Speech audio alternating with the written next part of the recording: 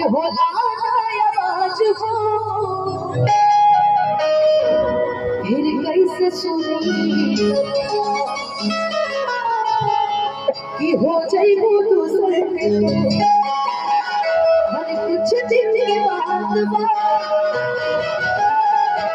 हर दिल पगला रोली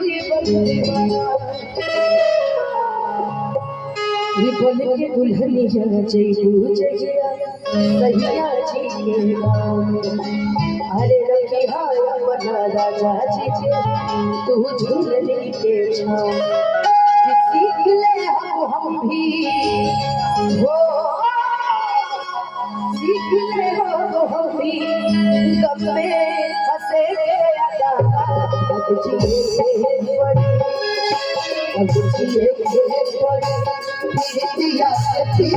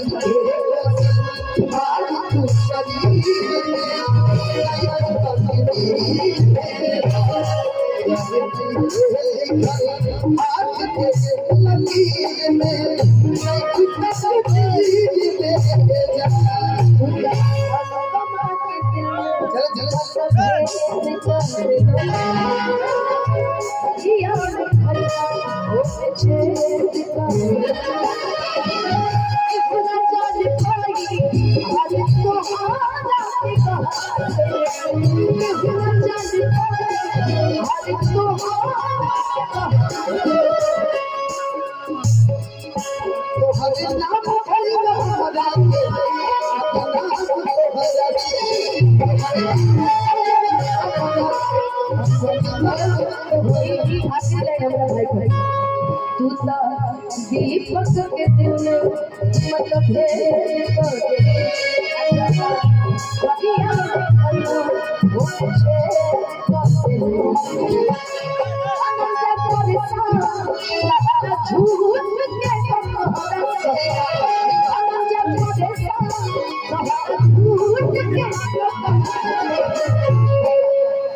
तो हर नाम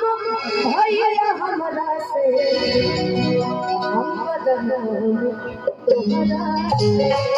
और बहुत बहुत धन्यवाद मैं चाहता हूँ पर अनुपमा जी के आप सब जोरदार ताली बजा दें दिल से अभिनंदन और बहुत बहुत धन्यवाद मेरे आगे पे इसके लिए बहुत बहुत धन्यवाद आपको। आइए फोटो ले लीजिए सभी लोग।